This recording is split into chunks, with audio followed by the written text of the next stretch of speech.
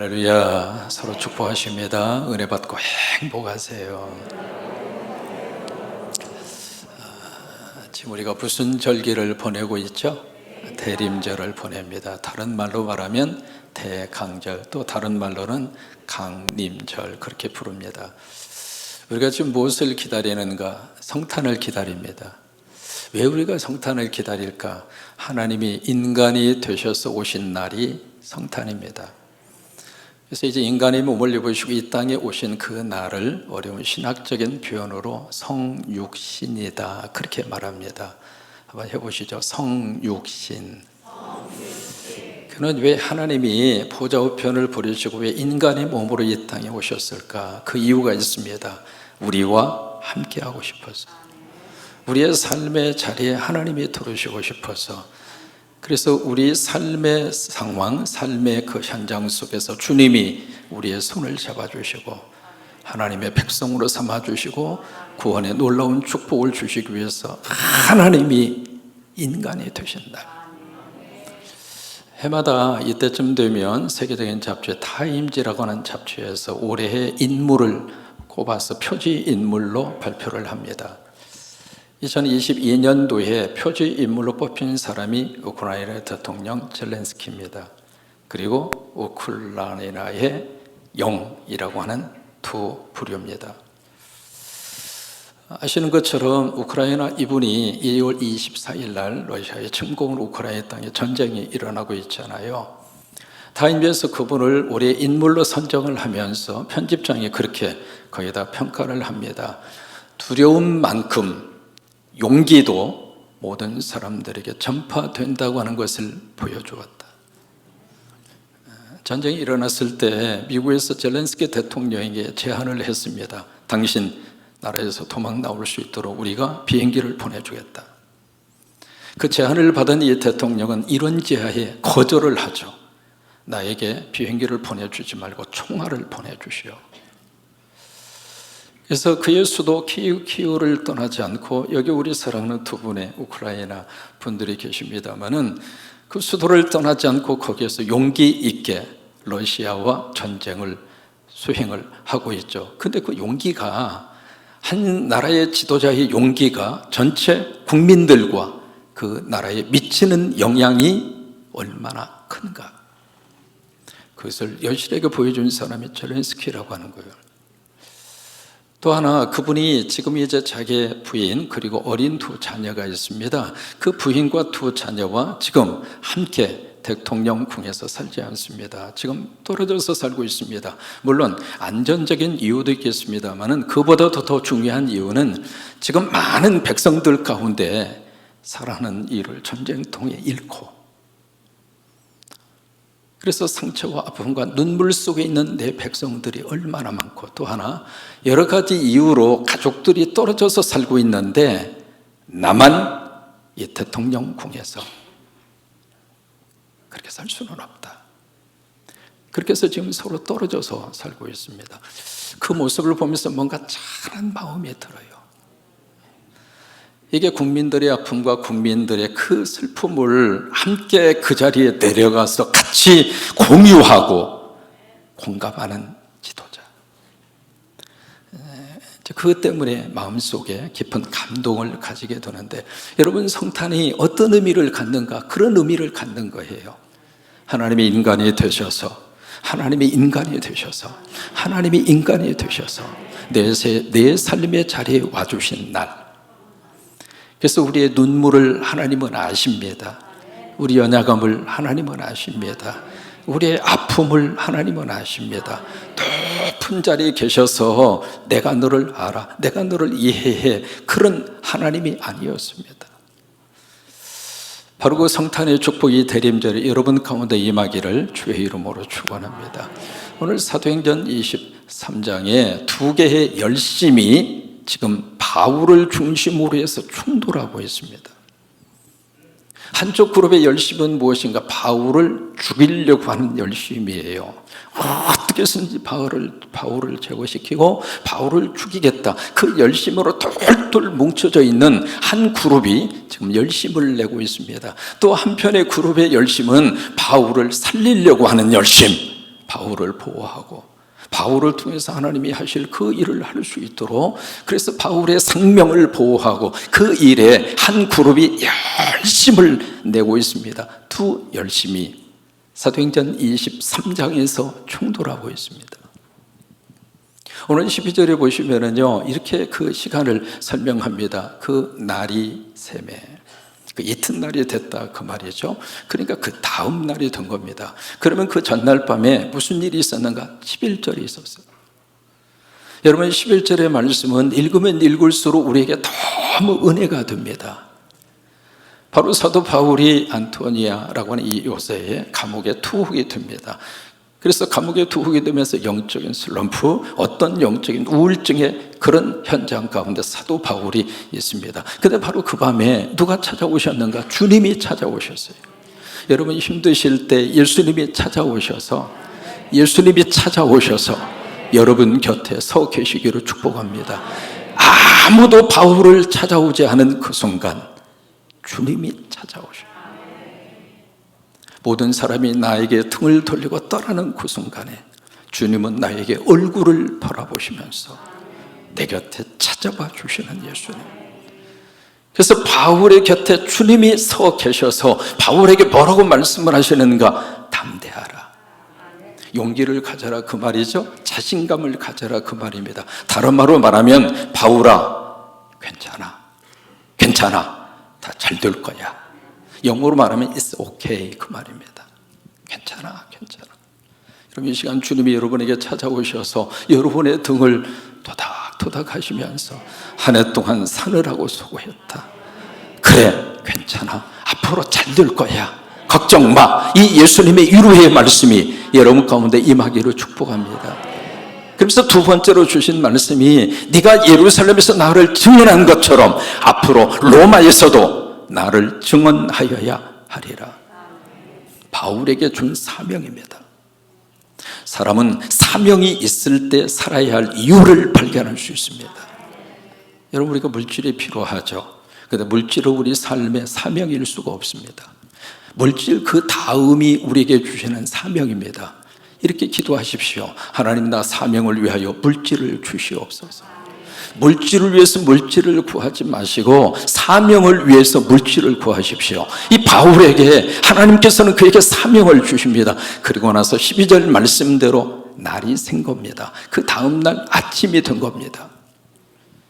여기 바울을 죽이려고 한 무리의 그룹이 열심을 내고 있습니다. 그들이 누구인가? 11절에 유대인들 그렇게 표현이 되어 있습니다만은 극단주의 성향을 가진 유대인들입니다. 그들이 지금 뭘 했는가? 12절에 당을 줬습니다. 작당을 한 거죠. 비밀 모의를 한 겁니다.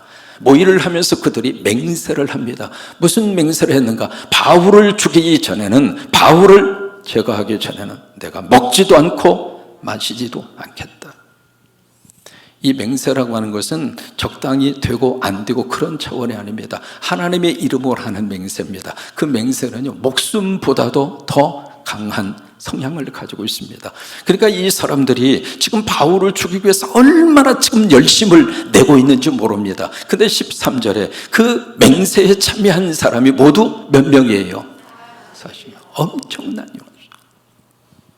여러분, 열심도 이런 열심이 어디가 있습니까? 내가 누군가를 죽이기 전에는, 누군가의 목숨을 끊기 전에는 내 목숨을 거기다가 바치겠다 이 말이에요. 그 정도로 이 사람들은 열심을 내고 있어요. 그래서 그 다음에 15절에 그들의 열심이 구체적으로 지금 향하고 있습니다. 대제사장과 장로들에게 찾아갑니다. 그들이 누구인가? 공회원, 사내들인 멤버들입니다. 그들에게 찾아가서 지금 무슨 얘기하는가? 그들의 결연한 의지를 그 공의원들에게 발표를 합니다. 우리들이 결의했습니다. 바울을 죽이기 전에는, 없애기 전에는 먹지 않기로. 맹세라고 하는 단어 앞에 15절에 보시면 굳게라고 하는 말을 썼습니다. 그들의 의지를 거기다가 표현을 한 거죠. 굳게 우리는 맹세를 했습니다. 그래서 사내들인하고 결탁을 합니다. 무슨 제안을 하는가? 지금 안토니아 요새에 있는 그 바울, 로마 군이 거기는 주둔하고 있거든요. 그러니까 이 사람들이 바울을 죽일 수가 없어요. 로마 군인과 싸울 수가 없잖아요. 그러니까 그 요새에 있는 바울을 밖으로 끄집어내는 유인작전을 당신이 해주시오. 아직 신문할 것이 남아있으니까 다시 우리를 좀 이쪽으로 보내달라고 천부장에게 부탁을 하시오. 그래서 이 바울이 안토니아 요새에서 나오는 순간 매복하고 있다가 기회를 봐서 바울을 죽이겠습니다. 여러분, 이 사람들이 열심히 보통 열심이 아닙니다. 여러분, 이 열심의 배후에 누가 작용하고 있을까요? 마귀와 사탄입니다. 악한 영이 좌우하고 있는 거예요. 여러분, 죽이려고 하는 것은 하나님의 뜻이 아닙니다. 누군가를 무너뜨리는 것은 하나님의 뜻이 아닙니다. 하나님은 우리를 살립니다. 성령님은 우리를 살리십니다. 그게 성령의 거룩한 역사입니다. 여러분, 예수 믿으시고 여러분 때문에 누군가를 세우세요. 여러분 때문에 누군가가 잘 되게 해주세요. 여러분, 그게 믿음의 사람이 가져야 되는 기본적인 자세예요. 근데 마귀와 사탄은 어떻게 쓰든지 안 되게 하려고, 무너뜨리게 하려고 사람을 죽이려고 하는 거예요. 그렇게 한쪽에서 열심을 내고 있는데 그 열심과 정반대로 두 사람이 바울을 위해서 열심을 냅니다. 첫 번째 사람이 누구인가? 16절에 그 사람이 등장을 합니다. 누구냐면 바울의 생질입니다.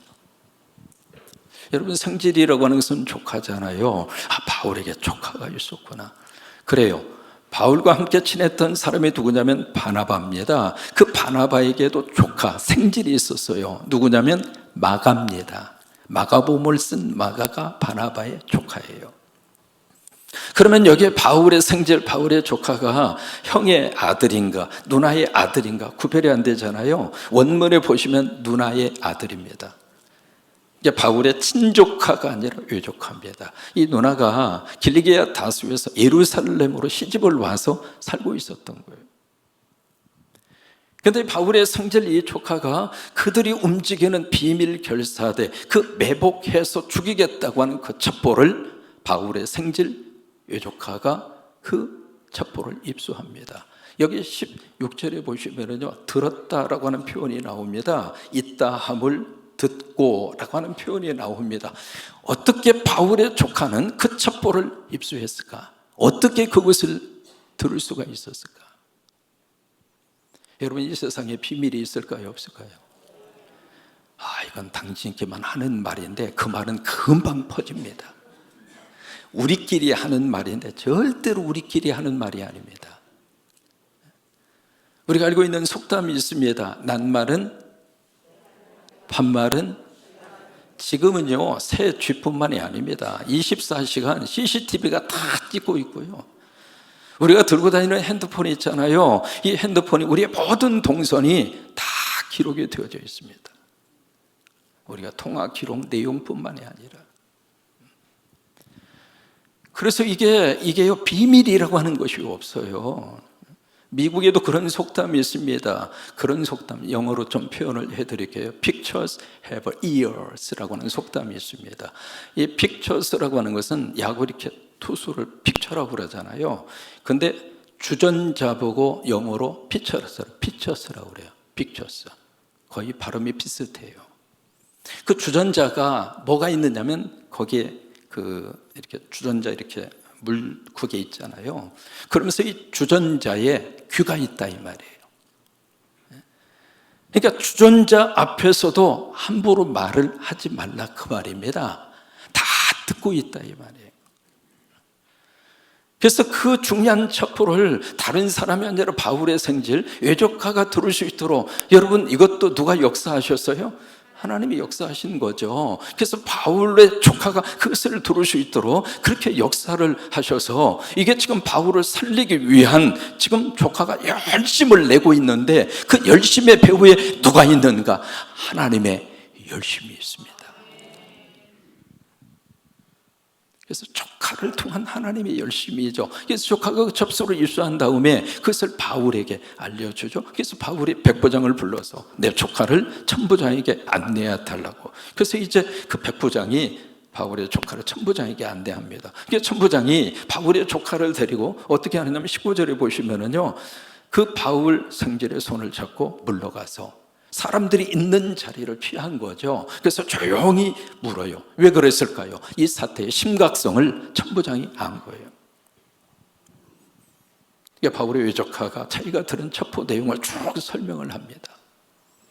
이게 지금 바울의 생질이 계속해서 지금 열심을 내고 있습니다. 누구를 위하여?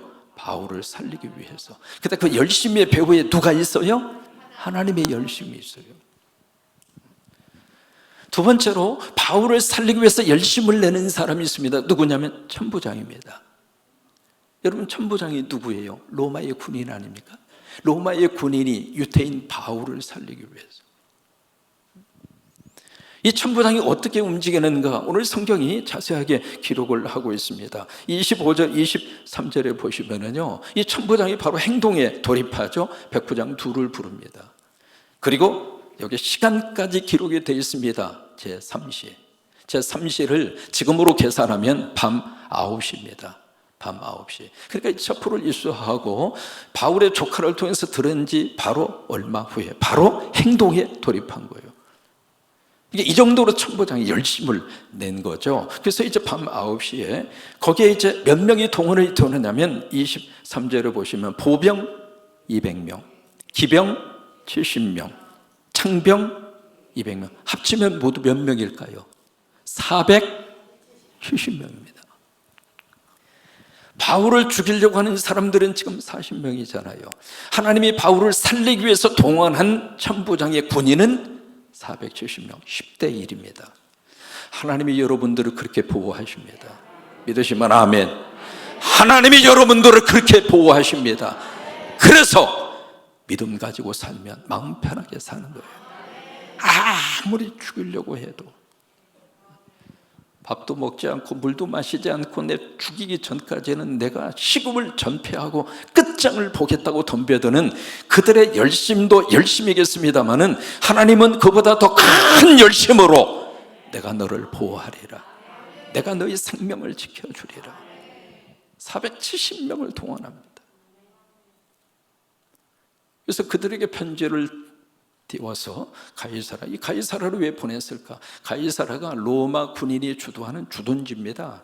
그리고 로마에서 보낸 총독, 우리나라가 총독 정치 경험을 했잖아요. 그런 것처럼 전체 이스라엘을 다스리는 로마에서 파송된 총독의 관저가 가이사라에 있었어요. 그러니까 사도 바울이 로마 시민권자잖아요. 그쪽으로 들어가면 유대인들이 더 이상 어떻게 할 수가 없는 거예요. 그래서 그쪽으로 보내는 거예요. 그래서 밤 9시에 출발을 해서, 왜? 날이 새면 비밀 결사대가 움직일 것을 감지하고 그날 저녁으로 천부장이 움직인 거예요. 그렇게 해서 여러분 쭉 보시면은요, 31절에 보시면 그들이 이제 데리고 바울을 호송해요. 가이사라로 호송을 해서 31절에 중간 지점에 도착을 합니다. 중간 지점이 안디바드리, 그렇게 읽으셔야 맞아요. 안디바드리가 아니라 안디바드리, 그렇게 읽으셔야 돼요. 바로 이 도시, 바로 여기가 중간 기착지입니다. 거기까지 예루살렘에서 안디바드리까지 60km예요. 밤 9시에 출발을 해서 거기까지 도착한 거예요. 거기서부터 가이사라까지는 40km입니다. 그래서 거기서 하룻밤을 머물고 그러고 나서 가이사라에 도착을 하죠. 그래서 이 천부장이 준 편지, 공문서를 바로 총독 베릭스에게 전달합니다. 그리고 바울은 어디에 잠깐 거기에 머무르게 되는가, 수감이 되는가, 35절에 보시면 헤롯 궁이에요. 헤롯 궁에다가 그를 겨라 해서 바울의 헤롯 궁에 거기서 잠시 수감 생활을 하는 거예요. 여러분, 여기 천부장이 움직이는데요, 그냥 적당히 움직이는 게 아닙니다. 열심을 내고 움직입니다. 근데 이 천부장이 베리스 총독이 보낸 공문서 내용이 오늘 성경에 기록이 되어 있습니다. 어떻게 편지를 썼는가? 26절입니다. 같이 읽으실까요? 클라우디오 루시아는 총독 벨릭스 각각께 문안하라이다. 여기 이름이 나옵니다. 클라우디오 루시아. 이 사람이 누군가? 천부장의 이름이에요. 천부장의 이름이 오늘 성경에 그대로 기록하고 있는 거예요. 여러분, 누군가를 살리려고 하는 사람의 이름은 하나님이 생명록에 기록하십니다. 누군가를 세워주려고 하는 사람의 이름을 하나님께서는 기억하십니다. 여러분, 꼭 그렇게 우리의 삶을 사십시오. 살림꾼으로 쓰임받는 사람이잖아요. 죽이려고 했던 사람들의 이름은 기록하지 않습니다. 근데 이 천부장의 이름 글라우디오라고 하는 황제가 있었거든요. 그 황제가 통치하던 시절에 천부장이 로마 시민권을 딴 거예요. 그래서 자기 이름을 글라우디오라고 집어넣고 루시아라 그렇게 한 거예요. 본인의 이름을 여기 밝히면서 쭉 그 공문, 로마 공식적인 공문서입니다. 뭐라고 썼느냐면 27절에 이 사람이 바울이죠. 유대인에게 잡혀 죽게 된 것을 내가 로마 사람인 줄 들어 알고 군대를 거느리고 가서 구원하여다가, 이 부분은 팩트 체크가 필요합니다. 굉장히 많이 부풀렸습니다. 천부장이 이렇게 한 건 아니거든요. 그러면서 여기 28절에 유대인들이 무슨 일로 그를 고발하는지 알고자 하여 그들의 공의로 데리고 내려갔더니 이건 맞아요. 그 다음에 29절에 고발하는 것이 그들의 율법 문제에 관한 것뿐이요 한 가지도 죽이거나 결박할 소회가 없음을 발견하였다. 내가 봤을 때 이 사람은 부주입니다. 이 사람은 죽일 이유가 하나도 없습니다. 이 천부장이 바울을 너무 사랑하고 있습니다. 마치 바사모 팬클럽 회장 같아요. 바울을 사랑하는 모임, 그 바사모의 팬클럽 회장처럼 이 천부장이 바울을 너무 사랑하는 거예요. 이 사람 죽일 근거 하나도 없습니다. 그렇지만 내가 당신에게 보내는 이유는 지금 유대인들이 그렇게 고소하고 고발하고 있는데 당신 앞에서 총독, 왜냐하면 총독이 모든 것을 권한을 가지고 있으니까 당신 앞에서 한번 제대로 재판과 신문을 할 수 있도록 이 죄수의 신분으로 잡힌 바울을 내가 당신에게 보냅니다. 그 말이에요. 여러분, 여기서 우리 한 가지 생각을 해보죠. 거기에 바울의 생질이, 그 첩보를 입수할 만한 그 시간 그 장소에 바울의 생질이 있었다고 하는 것이 우연일까? 여러분, 어떻게 생각하십니까? 어떻게 하다 보니까 그 첩보를 들을 수 있도록 우연하게 그렇게 됐을까? 지금 바울의 조카가 여기에 위협을 무릅쓰고 열심을 지금 내면서 그렇게 뛰어다니고 있는데 그 바울의 외조카의 열심이 우연인가? 아니면 로마의 군인 천부장이 그 첩보를 입수한 다음에 이렇게 움직이고 있는 것이 우연인가? 아닙니다. 그들을 쓰고 있는 하나님의 열심이 있습니다.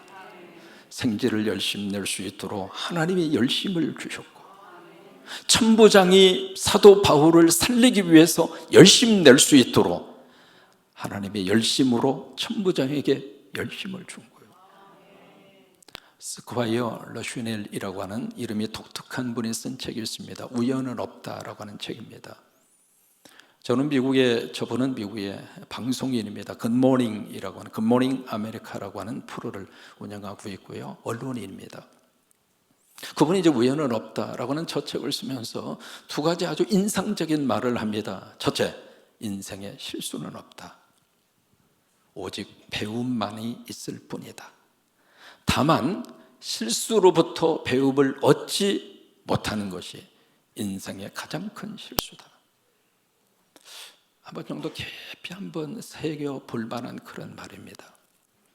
두 번째로, 우리 인생에 있어서 우연은 없다. 우연처럼 보이는 일과 사건은, 그 다음에 참 독특한 표현을 쓰고 있습니다. 나를 향한 하나님의 윙크이다. 저는 그 표현이 참 마음속에 와닿아요. 하나님이 윙크하시는 거라는 거예요. 그리고 하나님의 메시지다고 하는 거예요. 이게 두 사람이 바울을 살리기 위해서 열심을 내고 있는 그런 것들이 어떻게 하다가 일어난 해퍼닝이 아니고 어떤 우연한 사건이 아니고 하나님의 열심으로, 바울의 생질이 열심을 내게 하셨고 천부장이 열심을 내게 하셨고, 여러분, 그 하나님의 열심이 오늘 우리들의 삶을 지켜주고 있습니다. 하나님의 열심이 있어서 우리가 한 해를 살았습니다. 하나님의 열심이 있어서 하나님이 우리 가정을 지켜주셨고, 우리의 건강을 붙들어 주셨고, 우리 성광교회를 하나님의 열심으로 지켜주셔서 한 해 동안 30개 가까운 십자가를 세울 수 있도록 하나님의 열심으로 우리 교회를 들어쓰셨고, 여러분들을 들어쓰셨고, 이사야 9장 6절에 보시면은 이 예수 그리스도의 성탄에 대한 메시아 예언 가운데 아주 중요한 예언입니다. 예수님 태어나기 이미 600년 전 이사야를 통해서 하나님이 주신 예언의 말씀인데, 거기에 보시면은 한 아이가 우리에게 낳고, 여러분 저 부분이 뭐냐면 예수 그리스도의 인성을 말하는 겁니다. 저 부분이 태어나게 하신 거예요, 마리아의 몸에. 그래서 낳고라고 하는 표현을 쓰는 거예요. 그 다음에 두 번째로 한 아들을 우리에게 주셨다. 그것이 예수 그리스도의 신성입니다. 하나님이 주신 거예요. 그래서 예수 그리스도의 인성과 신성을 벌써 이사야 9장 6절에서 말씀을 하는 거예요. 그러면서 그 메시아에 대한 이름 5가지로 쭉 소개를 합니다. 소개를 하면서 그 다음에 이사야서 9장 7절에 거기에 그 말씀을 우리에게 주십니다. 같이 한번 고백하십니다. 시작. 만군의 여호와의 열심히 이를 이루리라. 여러분, 이것이 뭘까요?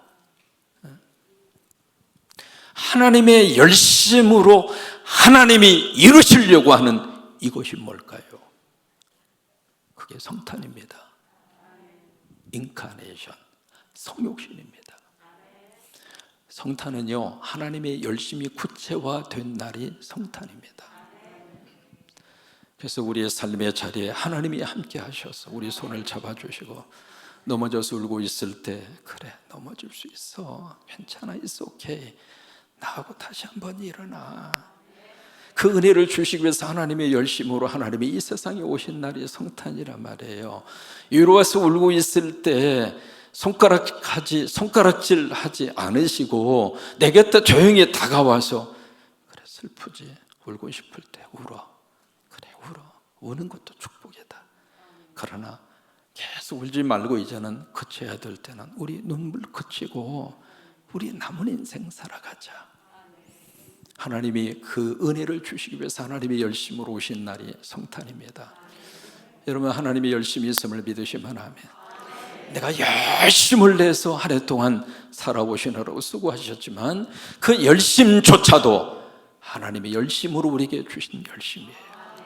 그 열심으로 예배를 지키게 하셨고, 그 열심으로 귀한 찬양을 하게 하셨고, 그 열심으로 귀한 그로리아 반주를 하게 하셨고, 그 열심으로 우리 장로님들의 재단을 섬기게 하셨고, 그 열심으로 하나님 앞에 헌신하게 하셨고, 그 열심으로 여러분 옆에 앉아 계신 분이 하나님의 열심의 열매입니다. 이 시간 손을 한번 꼭 잡아주세요. 주님이 바울에게 하셨던 말씀 우리가 옆 사람에게 해주십시다. 괜찮아요. 그렇게 해주세요. 괜찮아요. 잘 될 거예요. 다시 한번 하십니다. 괜찮아요.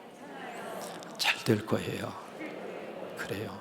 우리 그 안에서 우리가 행복을 누리면서 그렇게 우리들이 살 수 있게 되기를 바라고, 같이 우리 결단하면서 우리 찬송하실 때 이 고백의 가사가 여러분 속에 그대로 임하시기를 바랍니다.